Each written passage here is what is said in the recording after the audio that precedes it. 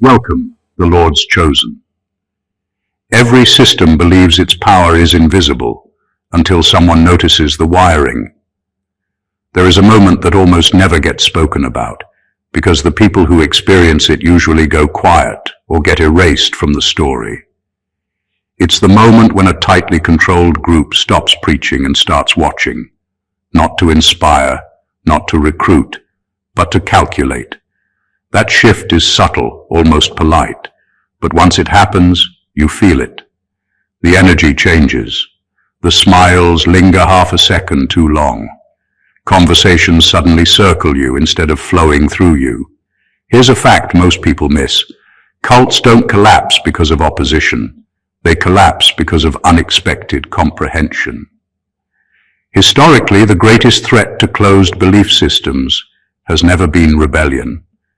It has been individuals who understood the structure without being formally initiated into it. No slogans, no rituals, no permission, just pattern recognition. When someone grasps how authority, secrecy, language, and emotion interlock without being taught, the system treats that person as an anomaly that must be investigated. That's where this story begins, not with enlightenment, destiny, or mystical downloads, but with discomfort on their side. Because when you see through something without being inside it, the system has a problem it can't label. You weren't recruited, you weren't trained, you didn't sit at the feet of anyone important. And yet, you arrived at conclusions people spend years being coached not to reach. And this is where it gets unintentionally funny, because systems built on absolute certainty are strangely fragile. They can tolerate doubters, critics, even enemies. What they can't tolerate is someone who understands the game but refuses to play it. That's when meetings happen. That's when theories form. That's when someone somewhere starts asking how you got this information, as if insight must come with a receipt. So if you've ever felt the gaze shift from guidance to scrutiny, from inclusion to analysis, from teaching to quiet surveillance, stay right here, because what unsettles them isn't what you know. It's the fact that no one can figure out how you knew where to look. Number one, you noticed patterns they assumed were invisible. Most systems like this don't hide because they're brilliant. They hide because they rely on people staying tired, distracted, or emotionally invested enough to never step back. The structure works only when everyone is focused on their own small role. One person chants, another obeys, another enforces, another benefits. Very few are supposed to notice how these pieces lock together. You did. And that's where the discomfort started. What unsettled them wasn't that you discovered a secret document or overheard a forbidden conversation. You didn't need access. You noticed repetition, the same reactions to dissent, the same phrases used to shut down thought, the same people always exempt from consequences. Patterns don't require permission to be seen. They reveal themselves to anyone who watches long enough without needing approval or belonging. Most members confuse consistency with truth. You didn't. You noticed that every coincidence leaned in the same direction. When mistakes happened, the blame traveled downward. When success appeared, credit floated upward. When harm occurred, it was reframed as necessity. When doubt surfaced, it was labeled weakness. That kind of order doesn't happen naturally. It's designed.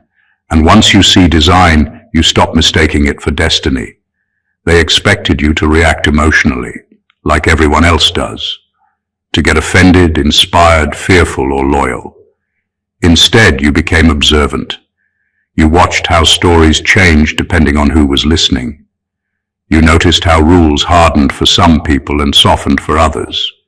You caught how urgency was used whenever logic started failing. Those details added up quietly, without drama. This is why they're unsettled, because pattern recognition can't be argued with. It doesn't need belief. It doesn't rely on ideology.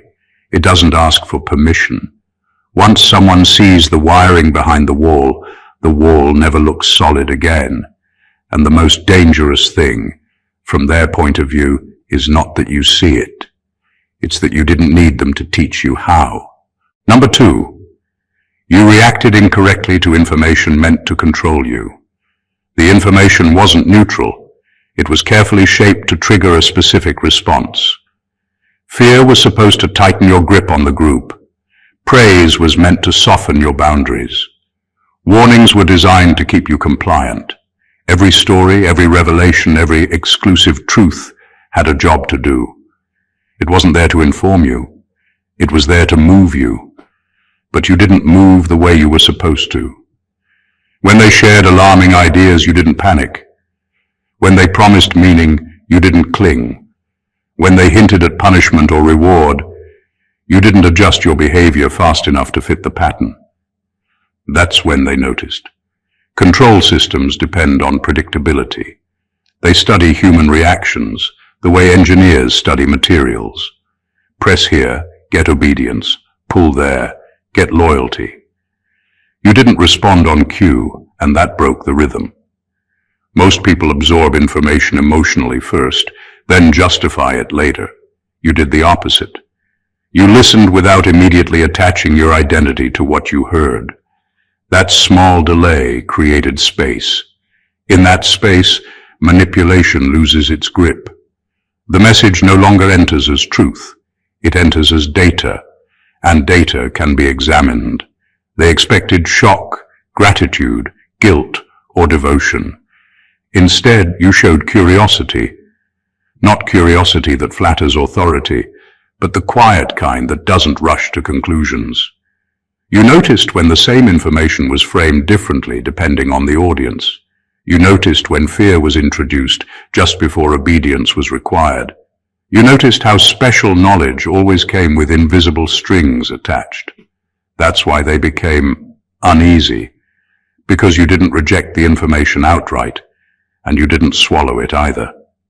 You paused, and pausing is dangerous in environments built on momentum.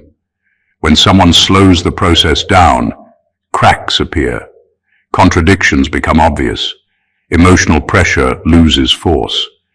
From their perspective, something went wrong. The material worked on everyone else. The stories produced loyalty elsewhere. The warnings created compliance in others. But with you, the formula failed.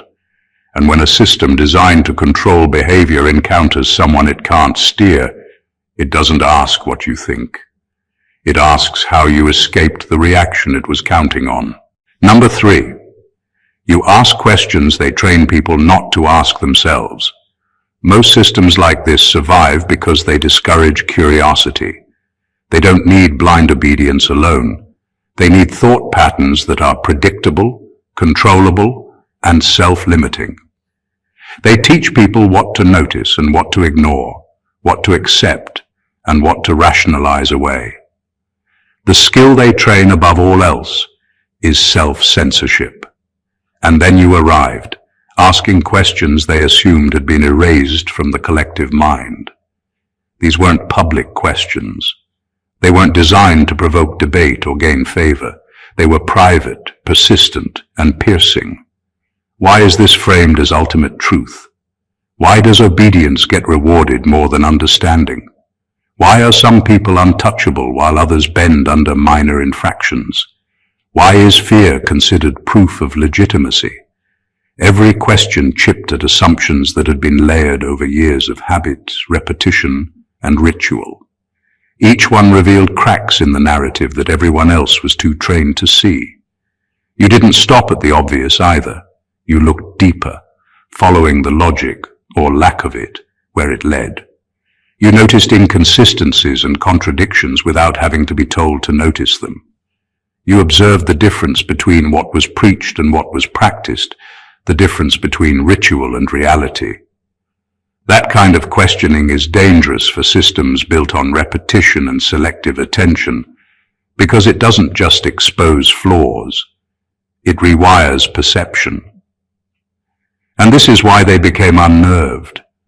Not because questions themselves are threatening, but because the act of asking them signals independence. It signals that someone is no longer contained by the rules of the system. It signals that someone can see the framework from the outside without ever needing permission to step out. That awareness is contagious. It cannot be trained away, silenced, or explained as ignorance. Once it appears, the system can no longer assume compliance. You didn't just ask questions. You reminded them that people are capable of seeing beyond the story they were told, and that's a truth they can never unsee. Number 4, you recognized emotional manipulation faster than belief formation. Most people experience these systems like a tide. Emotions wash over them first: fear, awe, excitement, guilt. Then beliefs form as justification. That sequence is what keeps control intact. The emotional hook comes first, and by the time someone thinks critically, the loyalty or fear is already embedded. You didn't follow the tide. You watched it without letting it sweep you away, and that made all the difference. They fed emotions carefully, almost scientifically. Urgency to create panic, admiration to build dependence, shame to ensure compliance, hope to maintain attachment. Each wave was timed, tailored, and repeated, until most people could barely distinguish their own instincts from the pressure being applied. You, however, recognized the machinery behind the feelings.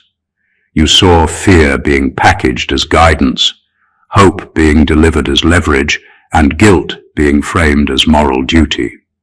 You felt the emotions, yes, but you didn't let them dictate your understanding or force your choices. This is what makes someone unpredictable in a system designed for predictability. Emotional manipulation doesn't work on someone who separates the signal from the noise. You notice the intention behind the delivery, the pattern behind the response. That awareness is invisible to anyone who reacts first and rationalizes second. For them, it's unnerving because their entire model assumes a standard human response: react, internalize, comply. You didn't. Recognizing manipulation before belief formation is not about being smarter. It's about staying anchored in perception while others drift in persuasion. It's noticing cause and effect while everyone else experiences only effect. That skill makes the scripted moments of control look hollow, the threats look predictable, the promises look performative, and that's why they can't understand you. You didn't need to be told what to think or who to trust. You processed the emotional currents without drowning in them. That freedom of perception, seeing the strings while refusing to be pulled, is what makes someone untouchable in a system built to touch everyone. Once that happens, the machinery itself becomes anxious, because it no longer knows how to function around someone who sees the gears turning. Number 5. You saw hierarchy pretending to be enlightenment. In systems like this, authority wears a mask of wisdom. It speaks in grand phrases, promises insight, and frames obedience as a pathway to higher understanding. Most people see this and feel awe, mistaking position for knowledge and privilege for truth. You didn't. You saw the mask.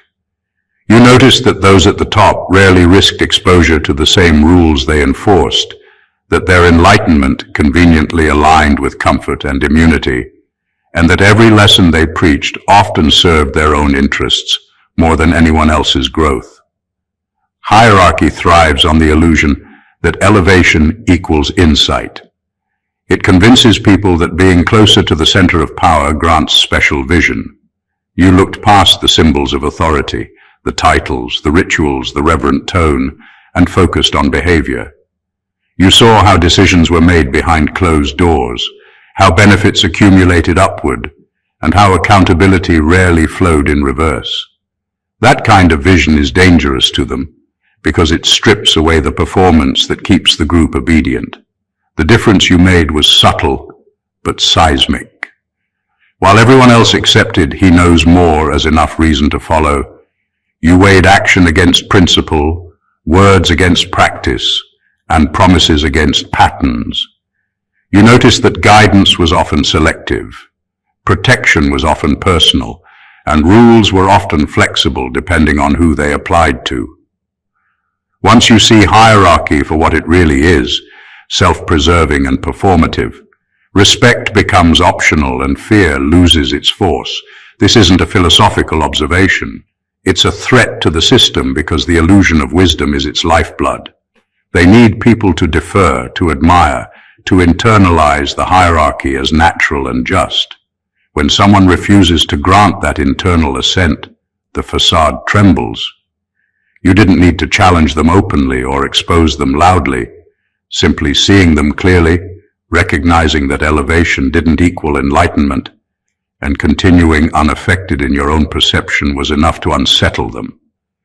They can't understand how you reach that clarity without being initiated, flattered, or rewarded. And that is precisely why your awareness became invisible, yet terrifying, because the hierarchy depends on being worshipped, and you were immune. Number 6, you weren't impressed by confidence masquerading as certainty. In groups like this, authority isn't always earned, it's performed. Leaders speak with unwavering conviction, their words delivered with a kind of polished aggression that leaves little room for doubt. Most people mistake that confidence for truth. They hear certainty and assume understanding, and obedience follows almost automatically. You didn't. You listened, but you weighed the content against logic, consistency, and observable behavior rather than the volume or flair with which it was delivered. That difference makes all the difference. Confidence is a tool. It creates a shortcut for compliance. When someone radiates certainty, it signals that questioning is unnecessary, that doubt is risky, that agreement is the easiest path. People get lulled into trust by tone, posture, and presentation rather than by facts. You notice the performance. You notice the rehearsed timing, the selective omission, the way authority was bolstered not by insight but by repetition and expectation. Where others felt convinced, you felt curiosity. Where others felt admiration, you felt analysis. That ability is quietly destabilizing to them. Confidence is their shield. It masks ambiguity, contradictions, and self-interest. When someone refuses to be dazzled by style over substance, the mask falters. They become aware that their usual leverage, swagger, rhetoric, public persona, fails on certain minds. You didn't need to challenge them verbally. Simply refusing to be impressed rewired the interaction. It's subtle but seismic. You saw the distinction between belief and performance, between authority and display, between the claim of knowledge and actual understanding.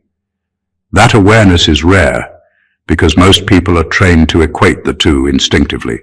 When you break that equation, you operate outside the usual dynamics of control, and that's why they notice.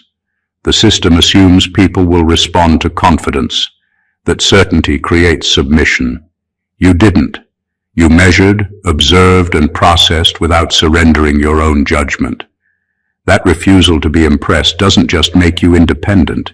It makes you unpredictable, uncontainable, and quietly dangerous to the illusion that their certainty equals truth. Number 7, you didn't outsource your conscience to the group. Most people in tightly controlled systems surrender their inner compass without even realizing it. They adopt the group's moral framework as their own, letting collective judgment dictate right and wrong. It's efficient. It keeps the machinery running. Obedience becomes a shortcut for decision-making, and anyone who questions the system risks being labeled a troublemaker. You didn't. You kept your conscience anchored inside yourself, independent and unbending, even when the current of authority tried to sweep you away. That choice is quietly revolutionary. While others were outsourcing judgment, you measured actions against your own sense of what is fair, ethical, and true. When hypocrisy appeared, you didn't rationalize it. When rules were bent for the privileged, you didn't ignore it. When fear was used to enforce compliance, you felt the weight. but didn't let it override your sense of judgment. That makes you unpredictable, because the system is built on conformity, not insight. Keeping your moral compass intact doesn't require confrontation. You didn't need to call anyone out or announce your independence. Simply noticing, processing, and refusing to participate in unethical behavior while maintaining internal alignment was enough to unsettle them. It's a quiet rebellion, the kind that cannot be easily contained or corrected, because it lives inside you and follows no script. Systems like this rely on internal surrender more than external compliance. When a person retains judgment, the rules begin to falter. Punishments, rewards, and manipulations lose their full effect. Your decisions stop being predictable. Your loyalty cannot be assumed. And that unpredictability is dangerous to the group because it exposes the fragility of authority. What they fear isn't your knowledge, your insight, or even your observation. It's that you still own yourself. You didn't outsource your conscience. You didn't hand it over for validation, for belonging, or for protection. That integrity, silent yet unshakable, is a breach in their architecture. And once someone operates from that place, no amount of indoctrination, intimidation, or charm can bring them back into the fold. Number 8. You noticed how language was engineered to limit thought. Language is the quietest weapon in control. In systems like this, words aren't just for communication. They are designed to shape perception, restrict imagination, and enforce obedience. Specific terms are repeated until they feel natural. Labels are assigned to discourage questioning, and euphemisms are deployed to soften the impact of unethical actions. Most people internalize this without noticing, thinking they are simply learning the culture or understanding the truth. You didn't. You saw the structure beneath the words. You noticed which phrases were meant to shut down thought rather than invite it. You observed how certain words triggered automatic compliance, while others were deliberately avoided because they might spark independent reflection. You noticed the slippery way meanings were bent so that any resistance appeared wrong, misguided, or dangerous. That awareness gave you a vantage point they never expected anyone to reach without being trained, because most members never pause to examine the tools being used on them. Recognizing language as a control mechanism is more than noticing semantics. It's realizing that thought itself is being shaped before it even forms. They rely on this subtlety because it is invisible to the majority. Once you can see the manipulation, every slogan, mantra, or sacred phrase becomes transparent.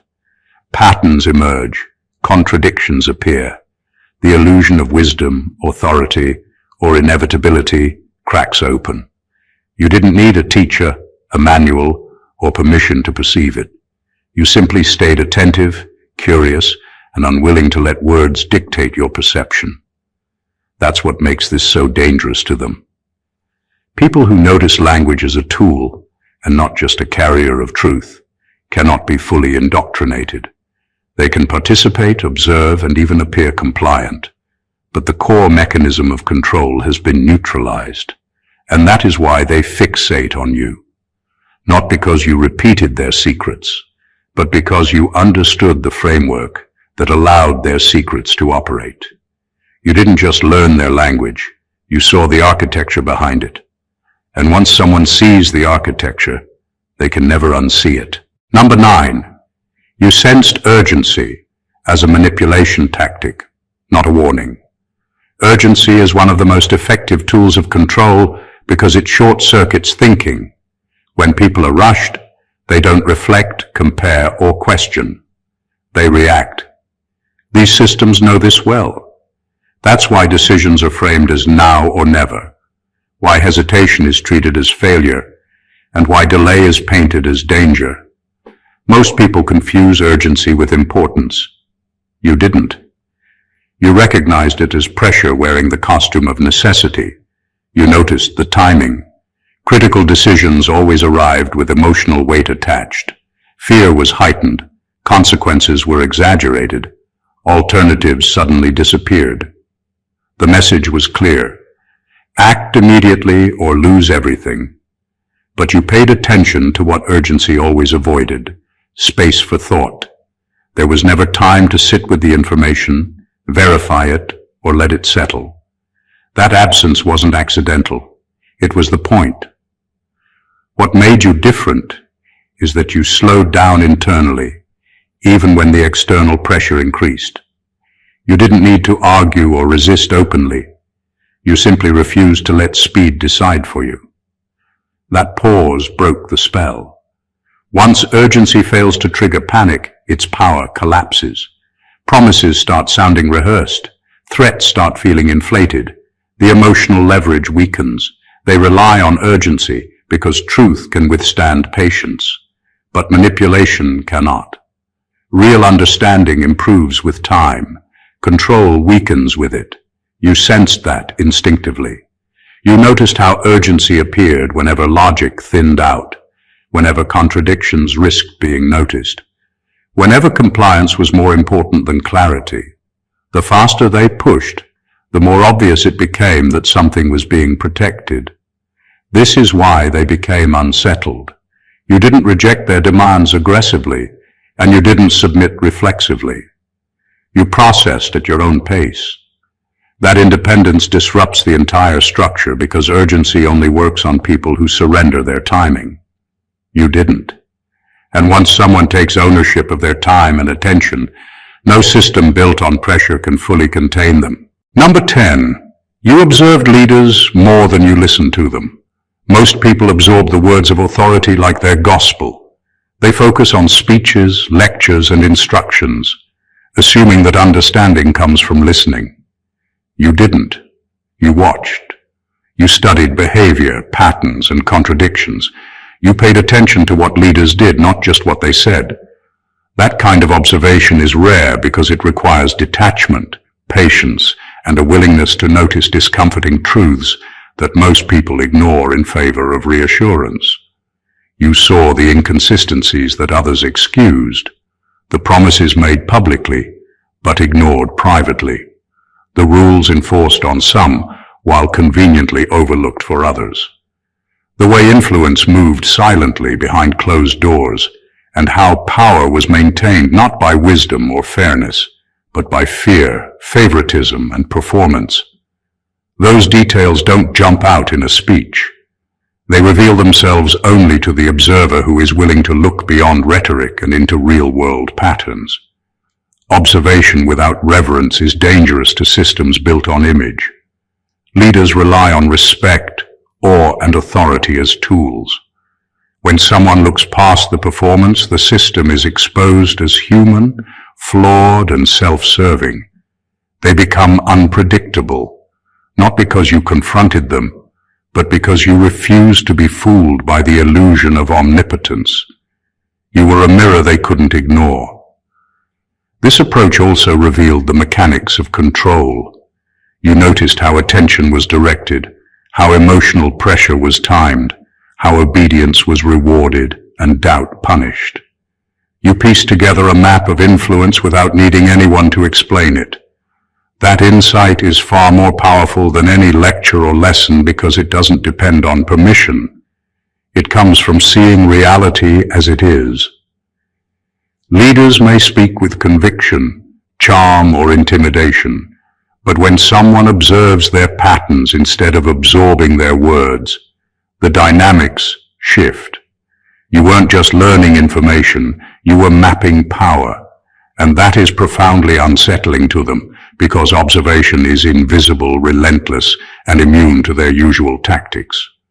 You became a presence they couldn't predict, and that alone makes you a force they can't fully contain. Number 11. You didn't confuse belonging with meaning. Most people in closed systems stay because they equate membership with purpose. The group promises identity, significance, and community, and in exchange, it asks for loyalty, conformity, and obedience. For many, The line between belonging and meaning becomes invisible. They confuse comfort with clarity, acceptance with understanding. You didn't. You recognize that connection to a system doesn't automatically grant insight, value, or truth. Being part of a group is easy. Finding meaning is hard, and you didn't settle for shortcuts. That distinction gave you independence. While others derived purpose from approval, ritual, or inclusion, you measured significance by alignment with reality, morality, and personal perception. You noticed when actions were performed for appearance rather than effect, when devotion was demanded for control rather than guidance, and when camaraderie masked manipulation. That awareness kept you untethered from the emotional currents designed to bind members together. Belonging is comforting, meaning is demanding. Most people accept the comfort and mistake it for purpose. You didn't. You observed the difference, and in doing so, you exposed a vulnerability in the system. They rely on people mistaking attachment for understanding. When someone refuses that shortcut, the control structure begins to wobble. Decisions stop being predictable, obedience loses its automatic quality, and rituals that once reinforced cohesion reveal themselves as performance rather than enlightenment. You didn't need to reject connection entirely. You could interact, participate, and coexist, but your allegiance was never surrendered.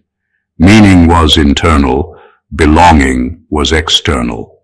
That separation allowed you to navigate the group without being consumed by it, to see patterns while others remained emotionally invested, to evaluate motives while others merely followed. This is why your presence is unnerving. They can tolerate critics, outsiders, or rebels. They struggle with someone inside who doesn't confuse participation with purpose, who doesn't accept identity as a substitute for insight. Your understanding bypasses their emotional architecture, and that makes you untouchable in ways they can't predict, measure, or manipulate. Number 12. You realized secrecy was protecting power, not wisdom. Most people assume that hidden knowledge exists because it's sacred, profound, or dangerous to the unprepared. That assumption is what keeps secrecy effective. In reality, most of it isn't wisdom at all. It's power wrapped in the illusion of importance. Rules about who can know, when, and how are not designed to enlighten. They are designed to maintain hierarchy. You saw that. You understood that secrecy was a tool, not a treasure. By recognizing this, you removed one of their strongest levers of control. When information is scarce, people crave access. They obey rules, fear punishment, and accept authority in exchange for inclusion. But once you see that the scarcity is artificial and serves the few rather than the whole, the spell breaks. Knowledge loses its mystique, and with it, the power to manipulate. That realization is quiet but seismic. It undermines the entire system because secrecy is the backbone of influence. You also noticed the patterns secrecy creates. Certain people were always in the know, always shielded, always insulated from accountability. Others were deliberately left in the dark, not because they couldn't handle the information, but because controlling access maintained obedience. You observed how confusion was manufactured, how gaps in knowledge were engineered to produce reliance, fear, and submission, and you understood it without ever being taught. That awareness is dangerous to them because it cannot be contained. Secrecy works because people believe there is something to lose. Once you recognize that the purpose is preservation of privilege, not protection of truth, the power dynamics become obvious. You no longer need approval, access, or initiation to see the system clearly. You see the mechanics of control for what they are, and you remain outside their invisible chains. That is why they fixate on you. Not because you discovered hidden truths, but because you understood why the truths were hidden and didn't need them to validate it. You saw the architecture behind the curtain, and once someone sees that, secrecy no longer protects anything. It only exposes the system itself. Number 13, you treated the group as a system, not a sanctuary. Most people enter groups like this looking for refuge. They want certainty, belonging, or relief from the chaos of thinking alone. Once that emotional contract is formed, the group becomes sacred by default. Its flaws are excused. Its contradictions are defended. Its leaders are protected. You didn't approach it that way. You didn't treat it as a safe haven or a source of meaning. You treated it like a structure that could be observed, tested, and understood. You paid attention to incentives. Who benefited when rules were enforced? Who gained when fear was amplified? Who lost when questions were discouraged? You noticed how rewards and punishments shaped behavior, how loyalty was reinforced, and how dissent was quietly managed. That's not how someone behaves when they're seeking comfort. That's how someone behaves when they're analyzing a system. Seeing it this way stripped away the emotional fog. Rituals stopped feeling sacred and started looking functional. Rules stopped feeling moral and started looking strategic. Even kindness revealed patterns: who received it, when it was given, and what was expected in return. None of this required hostility or rebellion. It required clarity. And clarity is disruptive in environments that depend on emotional dependency. Systems hate being seen as systems, because once you recognize feedback loops and control mechanisms, you stop personalizing the experience. You no longer feel special when praised or ashamed when corrected. You understand the move, not just the message. That understanding makes manipulation inefficient. It also makes your reactions harder to predict. Others were inside the experience. You were studying it. Others were emotionally invested. You were structurally aware. That gap changes everything. You could participate without surrendering judgment. You could listen without absorbing belief. You could remain present without being absorbed. This is what unsettled them. Sanctuaries rely on reverence. Systems collapse under scrutiny. By refusing to grant the group emotional holiness and instead viewing it as an operating structure, you removed its immunity. You didn't attack it. You understood it. And nothing threatens a control-based system more than someone who sees exactly how it works and continues to function outside its emotional reach. Number 14. You trusted your perception even when it isolated you. Most people surrender perception to survive. When everyone around you insists on a certain reality, it becomes easier to align your vision with theirs rather than risk alienation. In closed systems, conformity is rewarded, and independent perception is punished, subtly or overtly. You didn't surrender. You trusted what you saw, felt, and understood, even when it put you at odds with everyone else. That is both rare and profoundly destabilizing to any group that depends on uniform thought. Trusting your own perception in such an environment is not about arrogance or certainty. It's about integrity. You didn't need validation, approval, or consensus to confirm your understanding. When others were swept up in ritual, repetition, or fear, you observed, analyzed, and acted according to your own judgment. That independence made you unpredictable, uncontainable, and quietly dangerous because control systems rely on predictability more than anything else. Isolation is the natural consequence of perception that refuses compromise. You were aware of the social cost, yet you maintained your stance. You didn't join in automatic agreement, and you didn't detach in despair. Instead, you held your center, processing what was happening with clarity, noticing manipulation, hypocrisy, and design, all without bending your perception to fit the narrative. That internal alignment made you resistant to every usual lever of influence: fear, reward, flattery, or punishment. What makes this especially unsettling to them is that perception cannot be stolen, borrowed, or taught. You didn't need access to secret knowledge or privileged insight. You didn't require initiation or instruction. You simply trusted your senses, your judgment, and your understanding. That trust exists entirely inside you, outside their reach. By staying anchored in your own perception, you became both visible and invisible. Visible because your decisions and awareness could not be ignored. Invisible because no one could manipulate the core of how you saw reality. And that is the ultimate threat to a control-based system. Someone whose vision cannot be rewritten, whose understanding cannot be purchased, and whose perception cannot be coerced. You became untouchable not by rebellion, but by fidelity to your own mind. Conclusion. What sets you apart is not luck, talent, or privilege. It's awareness. You saw patterns when others were distracted, questioned what others were trained to accept, and trusted your own perception, even when it isolated you. You recognized manipulation, dissected hierarchy, and understood systems for what they truly are.